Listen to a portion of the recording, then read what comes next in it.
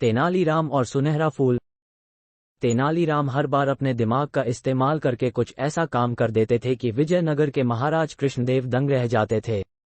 इस बार उसने एक युक्ति से राजा को अपने निर्णय पर पुनर्विचार करने के लिए बाध्य कर दिया।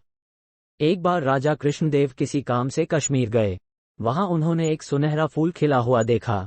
महाराज को वो फूल इतना पसंद आया कि वे अपने राज्य विजयनगर लौटते समय उसका एक पौधा अपने साथ ले आए। महल में पहुंचते ही उन्होंने माली को बुलाया।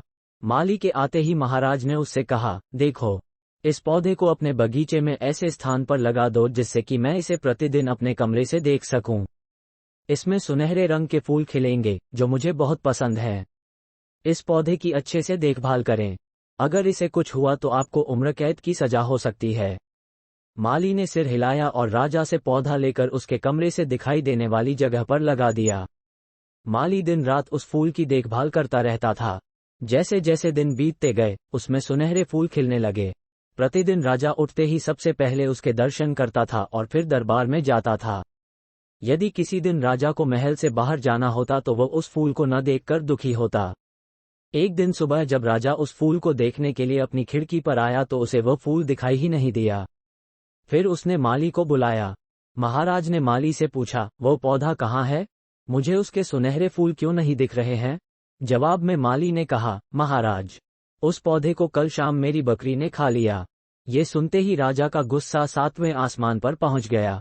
उन्होंने 2 दिन बाद सीधे राजमाली को फांसी की सजा देने का आदेश दे दिया। तभी सैनिक वहां आए और उसे कारागार में डाल दिया। जैसे ही माली की पत्नी को इस बात का पता चला तो वह राजा से शिकायत करने दरबार में पहुंच गई। क्रोध में आकर महाराज ने उसकी एक भी बात नहीं सुनी। वह रोते हुए दरबार से बाहर जाने लगी। तभी एक व्यक्ति ने उन्हें तेनालीराम से मिलने की सलाह दी। रोते हुए माली की पत्नी ने तेनालीराम को अपने पति की मृत्युदंड और सुनहरे फूल के बारे में बताया। उसकी सारी बातें सुनने के बाद तेनालीराम ने उसे शांत किया और कुछ समझा बुझाकर घर भेज दिया। अगले दिन गुस्से में माली की पत्नी सुनहरे फूल खाने वाली बकरी को चौराहे पर ले जाती है और उसे डंडे से पीटना शुरू कर देती है। ऐसा करते करते बकरी अधमरी हो गई। विजयनगर राज्य में जानवरों के साथ इस प्रकार का व्यवहार वर्जित था। इसे क्रूर माना गया। इसलिए कुछ लोगों ने माली की पत्नी के इस कृत्य की शिकायत शहर पुलिस अधिकारी से कर दी। पूरा मामला जानने के बाद नगर कोतवाल के सिपाहियों को पता चला कि वह माली को मिली सजा से नाराज होकर ये सब कर रही थी।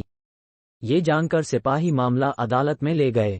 महाराज कृष्णाराज ने पूछा कि आप किसी जानवर के साथ इतना बुरा व्यवहार कैसे कर सकती हैं? जिस बकरी के कारण मेरा पूरा घर नष्ट होने वाला है, मैं विधवा होने वाली हूं और मेरे बच्चे अनाथ होने वाले हैं, मुझे उस बकरी के साथ कैसा व्यवहार करना चाहिए? महाराज, माली की पत्नी ने उत्तर दिया। राजा कृष्णाराज ने कहा, मैं आपकी बात का मतलब नहीं समझ सका। ये बेजुबान जानवर आपका घर कैसे उजाड़ सकती है? उन्होंने बताया, महाराज, यह वही बकरी है जिसने आपके सुनहरे फूल वाला पौधा खा लिया। इस कारण आपने मेरे पति को मृत्युदंड दिया है। गलती इस बकरी की थी, लेकिन सजा मेरे पति को मिल रही है।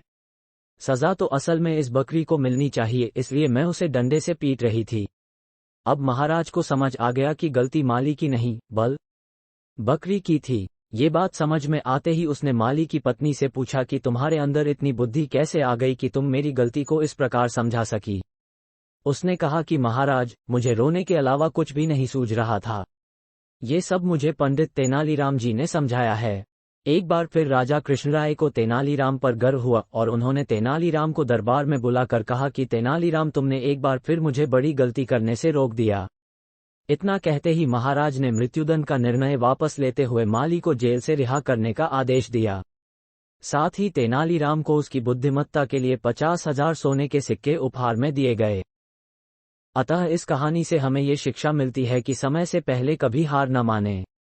कोशिश करने से बड़ी समस्या भी हल हो सकती है।